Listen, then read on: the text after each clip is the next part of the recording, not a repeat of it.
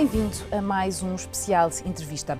Hoje vamos falar com Bernardo Ivo Cruz, o presidente da Câmara de Comércio Portuguesa no Reino Unido e também CEO da TrueBridge Consultancy. Olá, viva Bernardo, muito boa tarde. Temos no Reino Unido o grande fenómeno e o grande fuss neste momento é a questão da possibilidade de o Reino Unido vir a sair da União Europeia caso o referendo de dia 23 de junho assim o dite. Quais é que são as perspectivas desta saída verdadeiramente acontecer? Boa tarde. Ninguém sabe essa resposta. Todas as sondagens mostram que os apoiantes da continuação do Reino Unido na União Europeia e aqueles que defendem a saída da União Europeia estão muito próximas. E o número de indecisos continua muito grande. Portanto, é completamente... Qualquer resposta a essa pergunta é uma adivinhação. Mas à medida que o prazo do referendo se vem aproximando, começa a haver alguma descolagem no sentido da permanência do Reino Unido? Ou ainda é prematuro dizê-lo dado o número de indecisos que existem? É difícil ainda, porque há muitos indecisos e há uma noção muito clara que se os jovens forem votar, a manutenção do Reino Unido na União Europeia terá uma hipótese muito forte de acontecer. Mas se os jovens não forem votar, que historicamente e tradicionalmente são o grupo de eleitores que menos participa no sistema político, e então esse efeito da participação juvenil no referendo perde-se, e aí coloca-se mais... A questão coloca-se mais fortemente saber se o Reino Unido sairá ou não da União Europeia. E o que é que os fará pender a ir votar? O que é que será determinante para os convencer? A campanha teve três momentos até agora. O primeiro momento foi, enquanto que a campanha da manutenção daqueles que defendem a continuação do Reino Unido na União Europeia tem apostado muito no argumento económico, a dizer que essa eventual saída do Reino Unido da União Europeia terá um impacto económico muito forte, e toda a gente aparentemente concorda com isso, quer as instituições independentes britânicas, o Centre for Financial Studies e outras organizações, e as organizações internacionais dizem a mesma coisa. E, portanto, no primeiro momento, os apoiantes da saída tentaram argumentar que economicamente haveria vantagens para a saída do Reino Unido. Esse argumento perdeu-se ao longo da campanha, chegou-se à conclusão que de facto não há vantagens para isso acontecer. Inclusive até os alertas do Banco Central os Bancos Central britânico, o FMI, o Tesouro, dezenas, para não dizer centenas de economistas que assinam cartas diariamente e que são publicadas em vários jornais. A TrueBridge, que hoje em dia tem sede em Londres, também assinámos uma carta no Financial Times, o que mereceu aparecer no Times na quarta-feira e no Sun na quinta, a ser insultado como os estrangeiros que se metem onde não são chamados. Mas esse argumento económico foi perdido. E foi perdido de tal maneira que, a certa altura, o Michael Gove, que é o Ministro da Justiça e um dos grandes apoiantes da eventual saída do Reino Unido, disse que o Reino Unido deveria entrar numa parceria estratégica com a Bósnia, a Ucrânia e a Albânia, de tal ponto que o primeiro-ministro albanês apareceu nos jornais britânicos a dizer que não, que a Albânia quer entrar na União Europeia e, portanto, não está interessado nesse tipo desse acordo. Portanto, esse argumento perdeu-se. O segundo argumento era os acordos internacionais que o Reino Unido poderia fazer livre das amarras da União, que também se perdeu, porque o grande argumento era os Estados Unidos. Nós vamos conseguir fazer um acordo bilateral com os Estados Unidos, vai ser uma coisa maravilhosa. E o Presidente Obama foi a Londres e disse, com graça, aliás, toda a gente se fala nos Estados Unidos, toda a gente cita os Estados Unidos, eu achei que vocês teriam interesse em saber o que é que o Presidente dos Estados Unidos pensa sobre o tema, e vocês vão para a fila, durante 10 anos esperarão, porque a nossa prioridade é fazer o acordo atlântico com a União Europeia. E, portanto, o terceiro argumento, que é aquele que neste momento domina a campanha dos apoiantes da saída, é a imigração. E a imigração é um argumento duro, desagradável, mas que colhe. E que tem colhido sempre.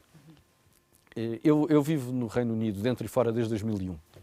E quando mudei para o Reino Unido em 2001, era em pleno Blair, New Labour, Cool Britannia, e havia uma grande abertura à entrada de estrangeiros no Reino Unido. Aliás, o Reino Unido foi o primeiro país a abrir a imigração aos novos países de leste, quando eles aderiram à União Europeia. O que significa que hoje em dia há cerca de 3 milhões de imigrantes europeus a viverem no Reino Unido. E imigrantes britânicos a viverem no resto da Europa são cerca de 2 milhões, 1 milhão e quase 2 milhões. A grande diferença entre uns e outros é que os imigrantes europeus que estão no Reino Unido estão mais concentrados, porque o espaço é menor e, portanto, nota-se mais, mas são jovens, trabalham e contribuem mais do que retiram à economia britânica. Há uns números que dizem que por cada libra que os imigrantes europeus retiram da economia britânica, entregam 1,25 libra. Portanto, há um saldo positivo. Sim. O contrário é verdade para os imigrantes britânicos a viverem no espaço da União Europeia. São normalmente reformados, que vivem das suas pensões e que vivem no sul de Espanha, no sul de França, no sul de Portugal, e que retiram mais do que aquilo que entregam. Só que este argumento, como todos os argumentos da campanha, daqueles que apoiam a saída, têm sido meio argumentos. Dizem só metade da história, nunca contam a história toda. Quando era a altura da economia, diziam não, nós somos a quinta maior economia do mundo e, portanto, a União Europeia não poderá viver sem nós e fará tudo aquilo que nós quisermos, caso queiramos sair. É verdade. Na verdade, de facto, as exceções que o Reino Unido conseguiu negociar para tentar alimentar a campanha justificam isso mesmo, não é? Mas depois não contam o resto da história. Eles são a quinta maior economia do mundo e representam 3 trilhões de dólares. A União Europeia é a maior economia do mundo e representa 18 trilhões de dólares por ano. Ou seja, a negociação é desequilibrada. São, de facto, a quinta maior economia do mundo, mas do outro lado está a primeira ou a maior economia do mundo. Depois, o segundo argumento era os imigrantes, estamos cheios de imigrantes, não sei o que mais. Esquecem-se que há um número praticamente igual, ou próximo, de britânicos a viverem cá. Fora e nessa questão da imigração, tendo em conta que estamos a aproximar-nos, já estamos no verão, pronto, não que as condições climatéricas o indiquem muito, mas tradicionalmente as vagas de imigrantes, nomeadamente a questão dos refugiados relacionados com a Síria, agravam-se sempre durante o verão. E isso poderá ser um argumento para a campanha a favor de quem queira Poderá ser, mas é um argumento falso, porque o Reino Unido não faz parte de Schengen. Com certeza que não, mas depois portanto, há toda aquela questão do canal da Mancha, e se cali ou não seria o tampão. Há uma questão ainda mais interessante, que é pouco falada, que é a fronteira com a Irlanda, porque em Calais ainda há o canal, e há um comboio, e consegue-se ali, há um espaço limitado de passagem. A fronteira com a Irlanda não, a fronteira com a Irlanda é aberta, e está encostada, a Irlanda do Norte está encostada fisicamente ao norte da Inglaterra, sul da Escócia. E, portanto, há aí uma perenidade na fronteira. Esse argumento é muito usado também. O Reino Unido tem-se mantido um bocadinho à parte das tentativas europeias de gerir a crise dos imigrantes. Mas a grande questão não é tanto essa. A grande questão é os imigrantes da União Europeia que nós não controlamos. O argumento daqueles que defendem a saída é dizer nós somos capazes de controlar a imigração que vem de outros sítios do mundo, mas não somos capazes, e é verdade. Porque existe uma livre circulação de pessoas. Existe a livre circulação de pessoas e, portanto, as pessoas podem entrar e sair quando quiserem e como quiserem. Não somos capazes de controlar a imigração vinda da União Europeia. E, portanto, se nós sairmos da União Europeia, nós conseguimos controlar isto. E depois, no que diz respeito às questões políticas puras e duras, porque vamos pensar um cenário em que, de facto, exista o referendo dita saída do Reino Unido. Automaticamente, toda a gente está à espera de que a seguir haja uma cisão do próprio Reino Unido e que a Escócia queira negociar a sua adesão à União Europeia, sendo que a União Europeia provavelmente lhe dará no segundo exato. Quando foi o referendo da Escócia, há 2 anos atrás, o argumento era ao contrário, era nós escoceses, nacionalistas, queremos sair do Reino Unido, da União das Ilhas Britânicas, mas queremos continuar na União Europeia. E aí houve uma série de vozes no continente que disseram que não, nomeadamente a Espanha, por causa da questão mais a ver com a Catalunha do que propriamente preocupados com a Escócia. Claro. Se o Reino Unido sair, e aqui há 2 ses, o primeiro é a primeira-ministra escocesa, que é uma mulher formidável, aliás, disse já muitas vezes que a Escócia não pretende ser arrastada para fora da União Europeia pelos ingleses e que o Reino Unido é composto por 4 nações. São os escoceses, os ingleses, os galeses e os irlandeses do Norte. Se nós, diz ela, portanto, para um referendo de um país composto por 4 nações, as 4 nações deviam estar de acordo. Se só uma, que é a maioritária, que é os ingleses, nos arrastarem para fora da União Europeia, nós, escoceses, vamos colocar outra vez a questão da nossa independência. E aí já não é nós saímos de um Estado-membro e queremos entrar na União Europeia, é nós somos Estado-membro e queremos continuar Estado-membro da União Europeia. Há aqui um ponto de interrogação importante, que foi as últimas eleições na Escócia, em que os nacionalistas escoceses perderam a maioria no Parlamento. E, portanto, resta saber se ela terá capacidade de impor um segundo referendo ou não, caso haja a saída. Mas elas não são os únicos. O Partido Nacionalista Galês faz o mesmo discurso. Nós não queremos sair da União Europeia e, portanto, se vocês nos arrastarem para fora da União Europeia, nós temos que repensar a relação entre o país de Gales e a Inglaterra. E de que forma é que o resultado deste referendo no Reino Unido pode influenciar as eleições em Espanha? Eu acho que as eleições diretamente em Espanha não terão um grande impacto. Terá um grande impacto, sim, se saírem, nos vários movimentos e partidos e agregações europeias que estão ou são contra a Europa. Há uma expectativa de uma eventual saída do Reino Unido possa galvanizar as direitas nacionalistas ou as esquerdas anti-europeias e criar um movimento ou outros movimentos anti-europeu. Aliás, por causa disso, há também uma perspectiva de, se o Reino Unido sair, as condições que a União Europeia oferecerá ao Reino Unido na sua saída sejam duras. Precisamente também para servir de exemplo. Para servir de exemplo. E as condições que a Europa já ofereceu ao Reino Unido, caso ele permaneça? Há ali muita exceção que foi negociada e de que forma é que isto não vai influenciar ou impelir outros países a pedir exceções idênticas, pondo em risco o projeto europeu?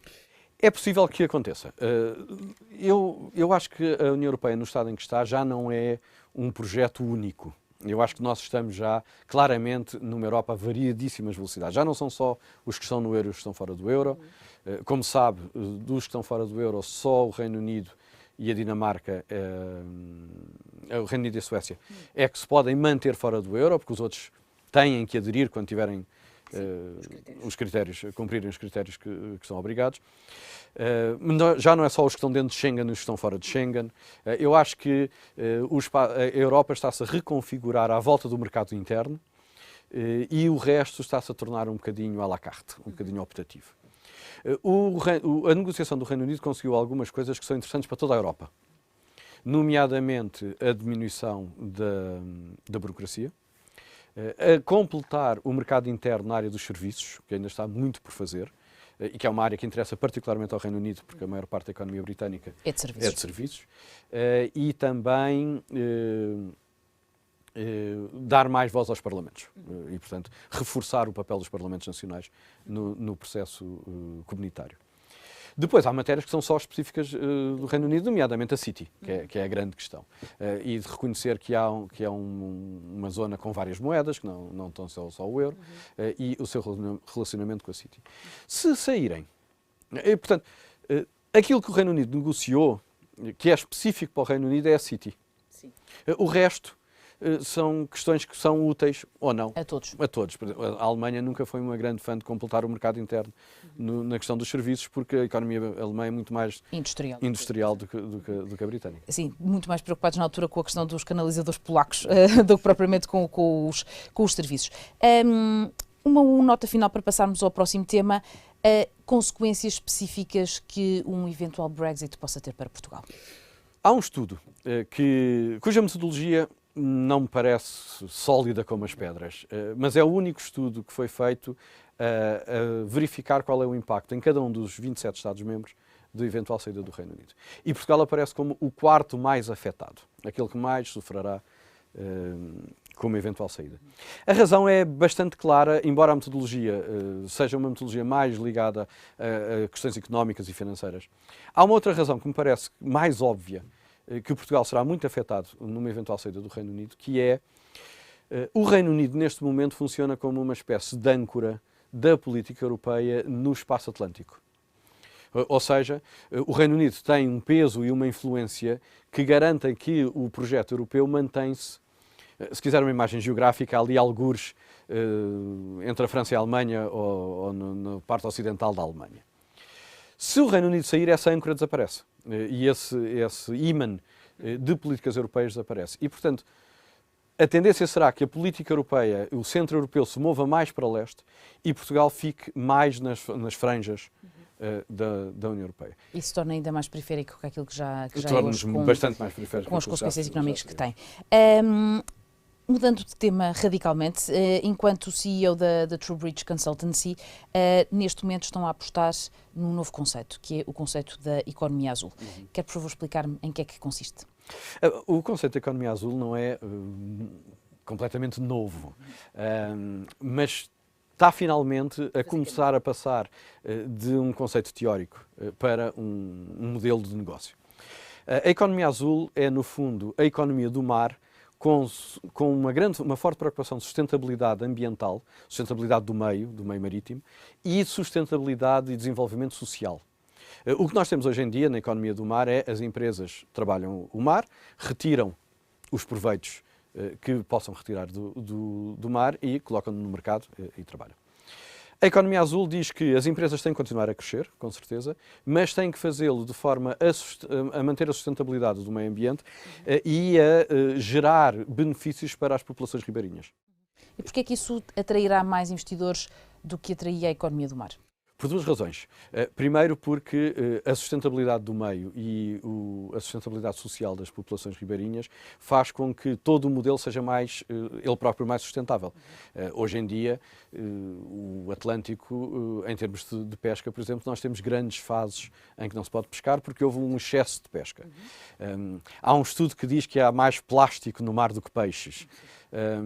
Portanto, o impacto da economia do mar no meio é muito forte. E se nós não fizermos nada quanto a isso, a economia do mar desaparece, porque deixa de haver capacidade de o fazer. Por outro lado, há um movimento, quer das organizações internacionais, quer de alguns Estados, entre os quais Portugal está a fazer o seu caminho, quer de fundos de investimento privados, que retiraram o apoio e o investimento que davam à economia do mar e agora só estão a apostar na economia azul. Três exemplos. A União Europeia, na sua Agenda 2020, toda a política do mar é azul, portanto, toda ela tem um forte elemento de sustentabilidade e tem 370 milhões de euros para projetos na economia azul. O Banco Mundial passou a apoiar só projetos de sustentabilidade marítima, portanto, só projetos de economia azul, e tem 8 mil milhões de dólares disponíveis para projetos de economia azul. Os investidores privados dos Estados Unidos, Norte da Europa, etc., de 2014 para 2015, passaram de 11 mil milhões de dólares para 36 mil milhões de dólares em um ano, portanto, triplicou em 12 meses os fundos disponíveis que só apoiam projetos de economia azul ou de sustentabilidade.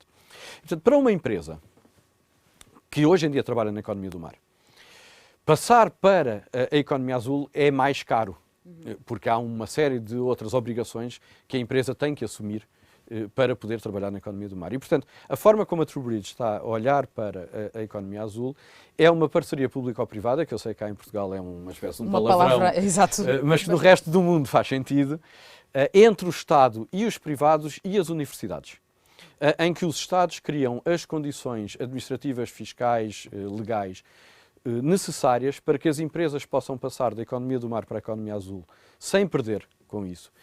O princípio do poluidor-pagador, licenças mais prolongadas, facilidade de obter licenças de trabalhar o mar. Porque o mar é sempre público, não há mar privado. A gente não pode comprar um bocadinho do mar e dizer aqui, eu faço o que quero. Não, o mar é sempre gerido pelas entidades públicas.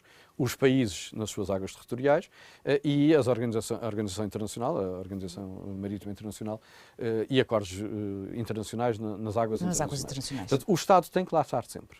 E o Estado tem que criar as condições necessárias para que as empresas tenham vantagem em passar da economia do mar para a economia azul. As empresas, por seu lado, se apostarem em projetos de economia azul, têm muito mais capacidade de se financiarem, quer em organizações internacionais, quer em fundos privados, do que têm se mantiverem na economia do mar. E, portanto, para toda a gente, há uma grande vantagem em passar da economia do mar para a economia azul. Há uma vantagem para o Estado, porque garante a sustentabilidade e o desenvolvimento social e ambiental. Há vantagem para o meio ambiente, porque o mantemos. E há vantagem para as empresas, porque continuam a fazer o que fazem, com outras obrigações, com mais responsabilidade social, mas sabendo que o custo da transição é coberto, ou pode ser coberto, por um novo enquadramento administrativo, e sabendo, acima de tudo, que há muito mais capacidade de financiamento de projetos de sustentabilidade do que de projetos sem sustentabilidade. E que tipo de acordos? Eu sei que já existem alguns países que já estão envolvidos nestes projetos. Quer-me falar um bocadinho desses? Nós estamos a trabalhar, nós lançámos o nosso produto de economia azul no final do ano passado. Portanto, temos 6, 7 meses de trabalho na economia azul. E lançámo-lo um bocadinho à experiência. Estudámos o que havia para estudar sobre a economia azul, desenvolvemos uma metodologia que acompanha o processo desde o início até à sua implementação, e depois resolvemos lançar 5 teasers para testar se nós estávamos num bom caminho. Desses 5 teasers fechámos 4 e um está ainda em negociações. Depois apareceu fechámos 3, desculpe, um está em negociações e as Maldivas, as Maurícias não tiveram interesse em trabalhar connosco porque as Maurícias são o centro da economia azul do Índico. E, portanto, tudo o que se passa de economia azul no Índico está concentrado nas Maldivas. E, portanto, disseram-nos simpaticamente, olha, já cá estamos há muito tempo. Já não precisamos. Já não precisamos de ajuda. Nós estamos a fazer projetos na África do Sul, 2 projetos na África do Sul e mais uma conferência internacional. Estamos em parceria com a SAER a fazer um projeto em Cabo Verde. Estamos a trabalhar com os Açores e surgiu agora, já fora destes teasers que mandámos, um contrato em Angola para ajudar à reestruturação da economia angolana, trabalhando os conceitos e os princípios necessários para desenvolver a sustentabilidade, a economia azul em Angola. Muito rapidamente, porque o nosso tempo já está a chegar ao fim, nos Açores exatamente em que é que consiste esse projeto? É um projeto de apresentação dos Açores como destino de investimento em economia azul, nomeadamente nas áreas da aquacultura e do turismo náutico.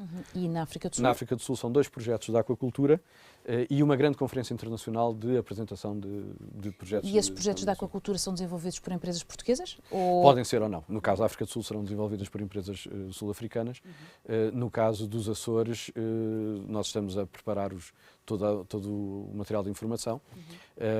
Será depois aberto a possibilidade das empresas privadas apresentarem-se para fazer investimentos em aquacultura. E finalmente no caso de Cabo Verde? No caso de Cabo Verde há um grande projeto da SAER para a economia do mar de Cabo Verde, que é um projeto integrado, é um projeto para todo o país, e nós estamos a trabalhar com a SAER e com o Governo de Cabo Verde para fazer algumas das áreas, nomeadamente do turismo náutico e da atração de investimento, passarem de economia do mar para a economia azul. Bernardo, muitíssimo obrigado pela sua disponibilidade. Esta especial entrevista fica por aqui. Fique connosco e continue a acompanhar a nossa emissão. Muito obrigada.